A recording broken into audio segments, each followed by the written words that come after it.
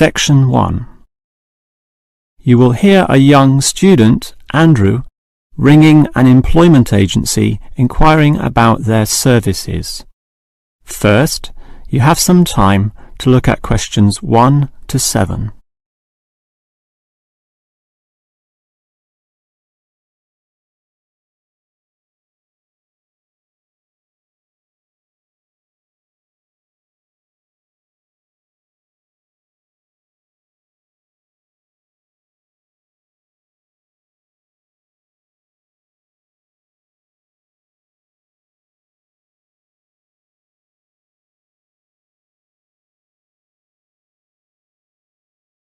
Now we shall begin. You should answer the questions as you listen, because you will not hear the recording a second time. Now listen carefully and answer questions 1 to 7. Hello, is this the AAA employment agency? Yes. Hi, I rang before. My name's Andrew Peterson. I rang you earlier and gave you my personal details. If you remember, I'm that student looking for work during the summer holidays. Oh, sure. Actually, I have your file right here. But we still need to add some further information. Yeah, that's what they told me, and that's why I'm ringing. What do you need to know? Well, we have to know your main level of education. It's a degree, I suppose. Yes, but I'm still doing it in engineering. It's quite interesting. Some of my friends are studying computing, though, so I'm interested in that also. Well, I'll just write in your main degree subject, engineering.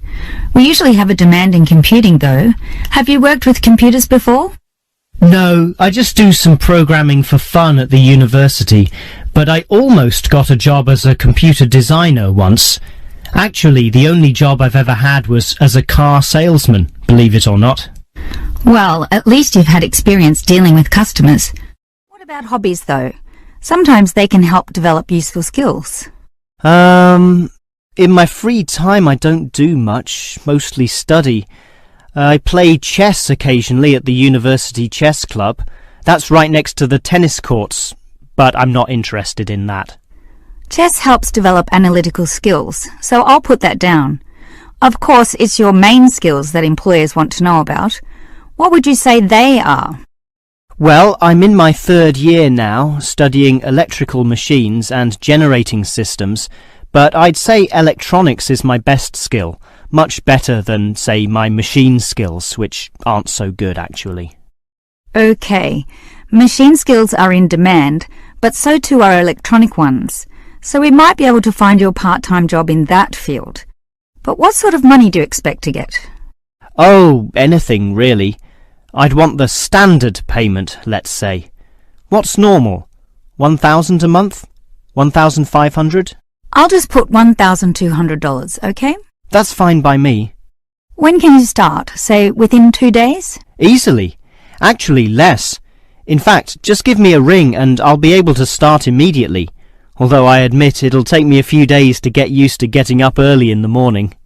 Okay, that's just about it. Unless you'd like to add anything else which may help with your application? Not really. I ride a motorbike, but that's unimportant. I'm friendly, but every applicant claims that, right? I can speak another language. Ah, that might be useful, depending on the language. Is it Chinese? A Chinese speaker would go down well. Spanish, I'm afraid. You see, I grew up with some friends who came from South America. Okay, I'll write that down, but I don't think it will help that much, sorry to say. Before you hear the rest of the conversation, you have some time to look at questions 8 to 10.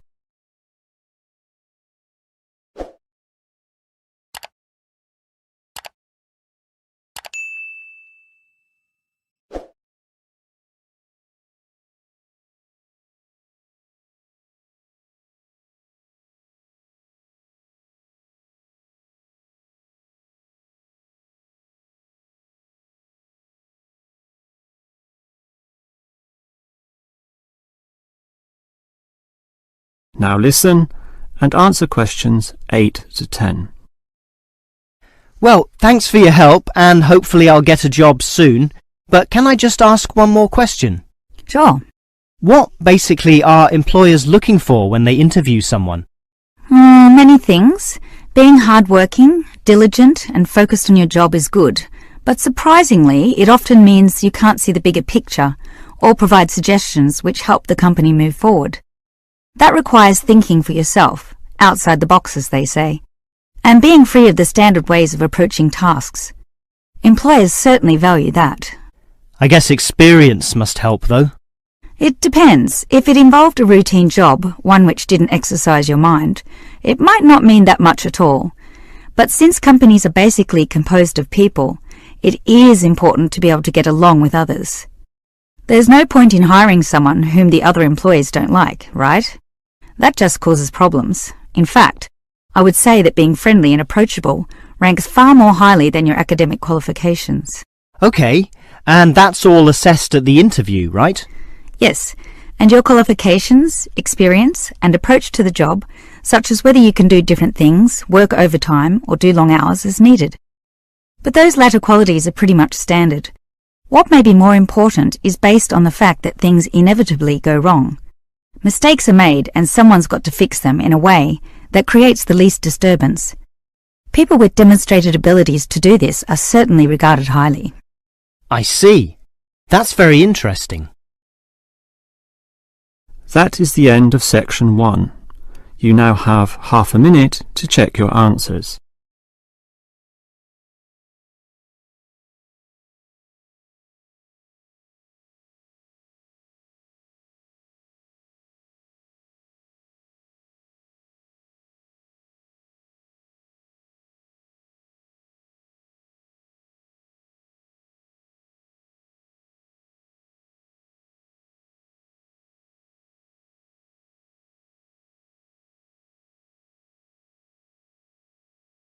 Now turn to section 2. Section 2.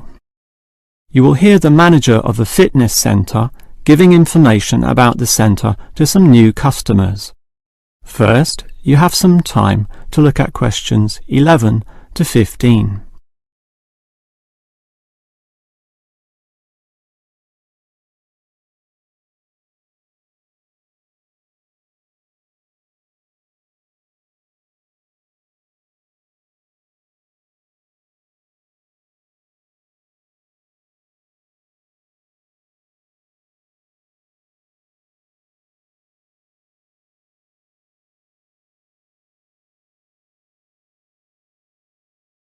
Now listen carefully and answer questions 11 to 15. Hello everyone, and welcome to the Fit for Life Health Centre, a place which, as the name suggests, is not just for short-term solutions, but rather intends to put you on a sensible and achievable footing for the rest of your life. And that's how we're different. For example, we could immediately put you on a harsh exercise program, expecting you to work out every day, but such a plan would see you quickly lose interest. That's why the initial step is a 1.5 hour consultation in which your lifestyle, current situation and long-term goals are all thoroughly analysed. Now, an important part of this consultation involves analysing what you eat. There's no point exercising here and losing weight, then putting it all back on later. You will need to show self-control and discipline in your diet, and we'll work on that. Similarly, we'll put you on an exercise regime suitable for your level of fitness. So that will involve a test where we will take you through some activities, then measure your heart rate and blood pressure to determine how fit you are.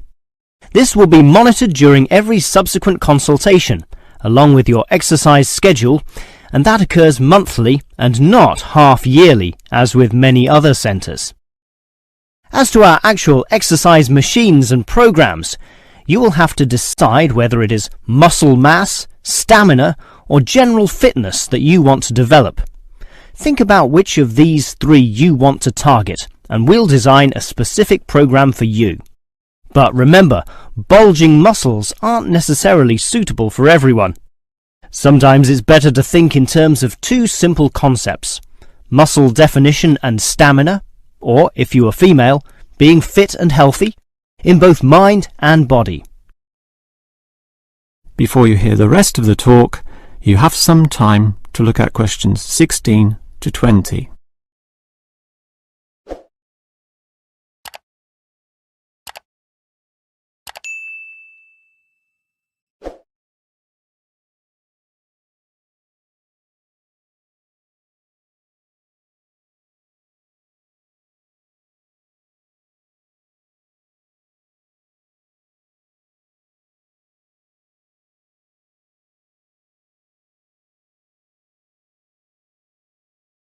Now listen and answer questions 16 to 20. Now, if you're going to work out at this gym, you'll need to think about your reasons for exercising. So let's consider that in more detail. Muscle mass is certainly popular with the guys, probably seeking to impress the girls. And with muscles comes the confidence to do that, right? Well, for that, you'll need our high-stress weight units, where pumping iron is all the rage. Moving on to other benefits, one of the main ones is beating the tension of life, right? And the longer the exercise is, the greater the rewards in this respect. Thus, playing squash can certainly help, and so can swimming. But what's much better, as every jogger will tell you, is their activity. So we have ample jogging machines and they're always popular. They can provide good fitness too, as can the yoga classes. However, again, let's not forget playing squash, which I would say is the optimum way to improve your general well-being. Such an active, energetic game, plus the competitive element, drives you forward into high levels of health and fitness. These, of course, are the ultimate purposes of being here, but remember, the centre is full of like-minded people, all of whom are interesting to meet and valuable sources of information. The yoga classes have a pre- and post-meeting session, so you'll certainly meet others there, although they'll all be yoga enthusiasts, which limits the range somewhat. But whether doing yoga, swimming or exercising, everyone showers, right? So those facilities are where you'll hear all sorts of interesting conversations and really get to know people. Not like the front desk area, which is mostly empty as patrons go immediately inside to do their exercise. Of course, the front desk can answer all your questions and has information brochures and such like, but for knowing more about a greater variety of subjects and community concerns, look at the notice board in the yoga studio, where there's a huge array of papers, leaflets and articles, all for you to read and consider. That is the end of section 2. You now have half a minute to check your answers.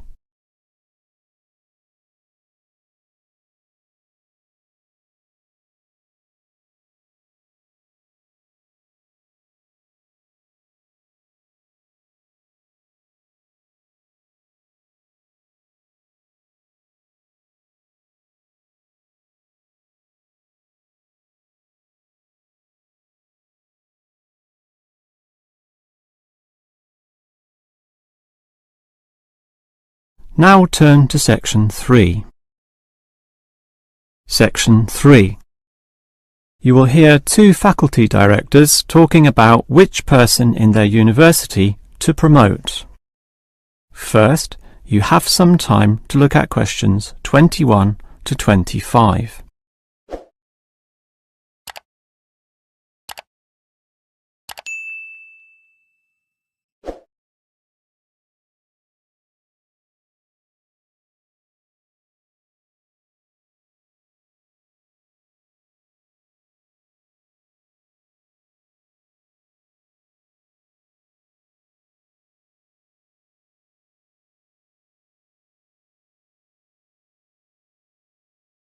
Now listen carefully and answer questions 21 to 25. Okay, we've got to decide who to promote to leading education officer.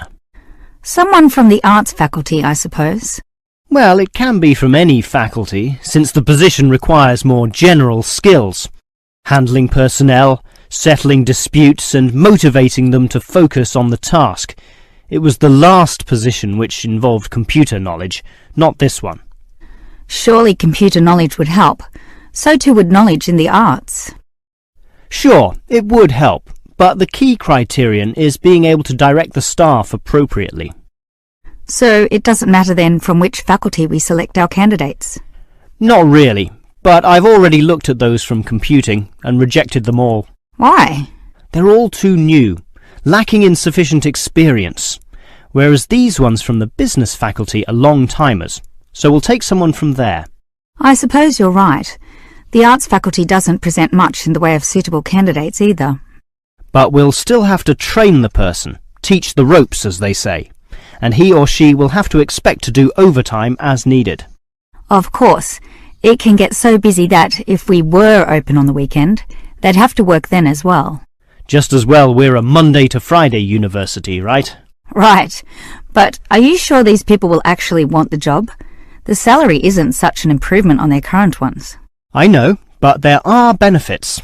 You get overtime rates, a nice place to put your car, as well as additional petrol money if you drive for company purposes, which they'll probably be required to do.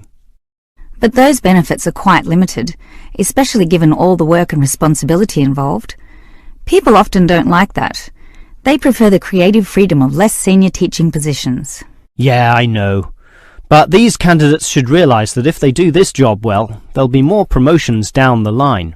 You know how everyone likes having their own office, right? Sure. Well, that would come after a few years, if they're prepared to work hard and grow with the university. Yes, that should attract these people. Before you hear the rest of the conversation, you have some time to look at questions 26 to 30.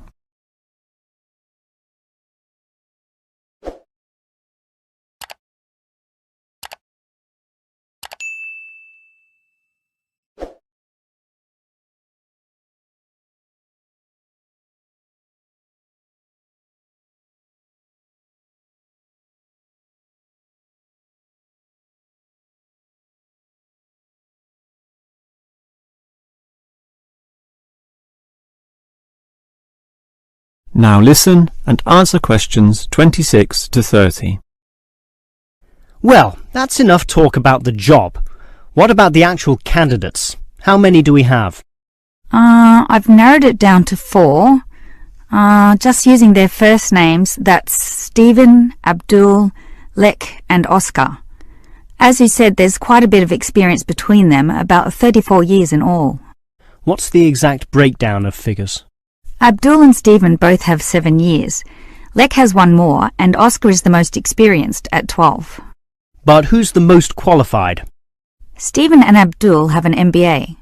Oh, sorry, Abdul's got something called a MBP, some foreign thing which translates as Master of Business Practice. I'm not sure what that is, but does he do the job well? Very well, apparently. Better than Lek and Oscar, who hold a degree and some certificates respectively. But we have to think about any drawbacks. You know, possible issues with any of them. I asked the respective deans for feedback, and I found out that Stephen, the younger one, drinks a bit. So he has a problem with alcohol? No, he never drinks to excess, but at the bar he's often expressed his intention of moving on, of teaching abroad. Ah, he's not stable. Not stable at all, apparently. We'll never know for how long he'll hold the job. We need stable personnel, and people without family problems or sick relatives like the last guy we promoted. What about Abdul then? Will he do? He might do, except his English language ability is limited. It's functional, but a bit broken, and meaning is sometimes lost.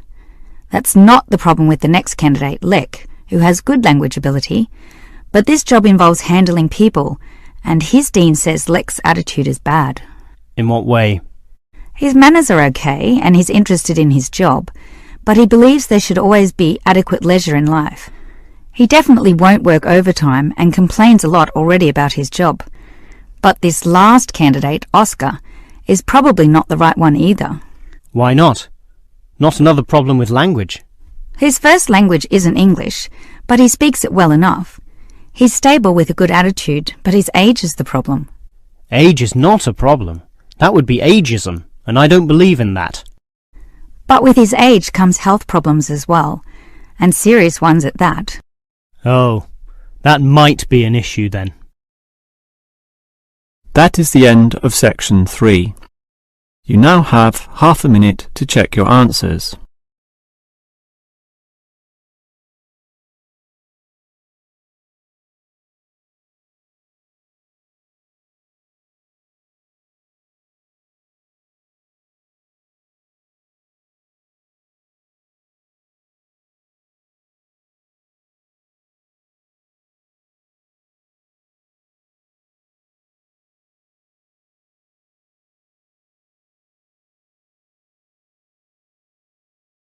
Now turn to Section 4.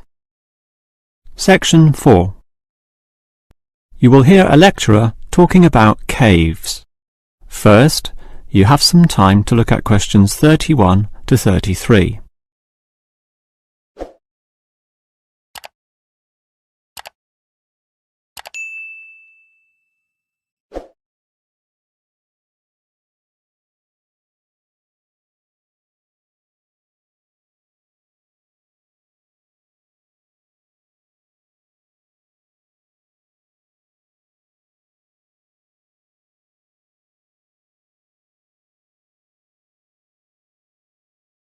Now listen carefully and answer questions 31 to 33.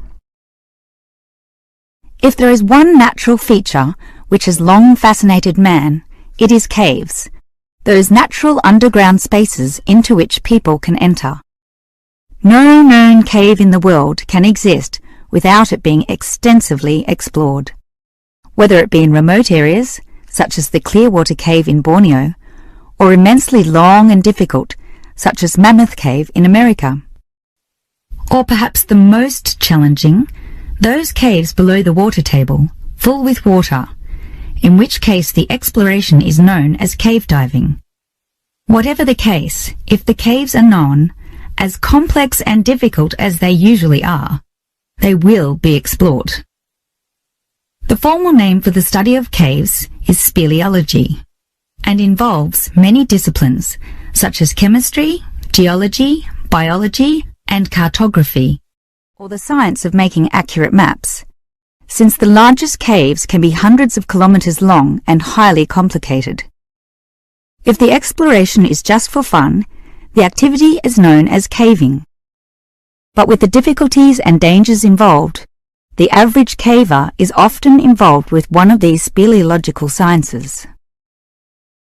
As for the number of caves in the world, research suggests that only a fraction have been found and documented, mostly in the areas in which caving has long been a popular activity, such as in America, France, or Australia.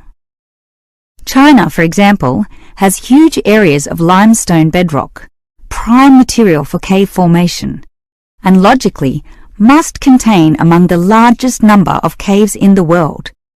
Yet only few are documented due to the lack of interest in caving there. Thus, as exploration continues, new caves will be discovered, and it is likely that the numbers could radically change in the future. Before you hear the rest of the lecture, you have some time to look at questions 34 to 40.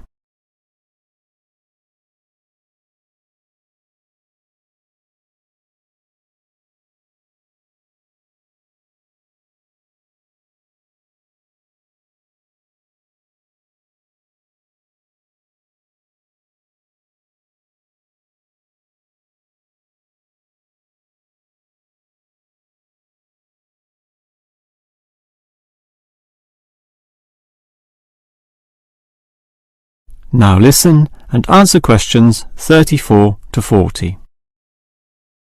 With caves being such mysterious and intriguing places, the obvious question concerns how they form.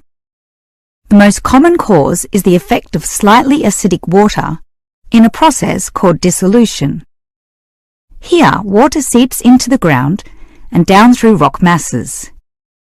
If this rock is soluble, the water dissolves some of it, and over time, the passage expands to become a cave or cave system. The largest and most common of these involves limestone, although other materials are possible, including gypsum, marble, and even salt. Now, if the cave is formed at the same time as the rock, it is called a primary cave, and the most common of these are lava tubes. When lava from volcanoes flows downhill, the topmost surface cools and solidifies first, leaving the hotter lava to continue to flow beneath. If most of this eventually flows out, a hollow tube is left. The country, Iceland, has some excellent caves of this type, and even far-flung Australia has a few. Finally, there are sea caves, formed from waves pounding into coastal cliffs and eroding into fault lines or softer rock. These caves are usually the shortest, about 50 metres at most, since the erosive action of the waves can only reach a certain distance. However, it is limestone caves which will always be the most interesting. This is due to the presence of limestone formations. As the groundwater seeps downward through the ceiling of the caves, it encounters a different pressure and temperature, causing it to deposit a small amount of its dissolved calcium carbonate. Over time, through the action of millions of drops, this deposition process results in ever-growing masses, known as stalactites, if hanging from the ceiling, or stalagmites, if growing from the floor. Alternatively, the water may flow over a large surface of rock, forming flowstone, and with other sorts of processes can result in beautiful milky white formations of astonishing complexity. One of the best examples of this, as well as of what surprising discoveries may yet await, is the Lechuguilla Cave in New Mexico. In the 1950s, some cavers heard the sound of wind underneath some large boulders on the cave floor, a clear sign of a deeper passageway. It took until 1984 for a group of cavers to gain permission to start digging, and 2 years later, in 1986, they broke through into a walkable passageway, unlocking one of the longest cave systems in the world, the deepest in America, and some of the most beautiful formations ever found. Unusually, many of these were yellow with sulfur, suggesting that the caves were a result of hydrogen sulfide from nearby oil deposits. This was forced through fracture lines, combining with existing groundwater to form sulfuric acid, dissolving the limestone from the bottom up instead of the normal top-down seepage which characterizes most limestone cave formations. That is the end of section 4. You now have half a minute to check your answers.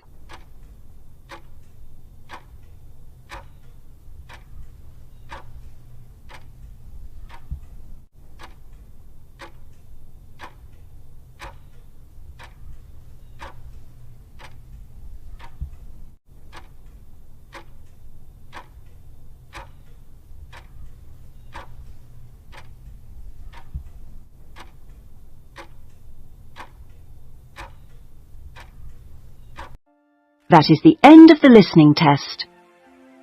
In the Ielts test, you would now have 10 minutes to transfer your answers to the listening answer sheet.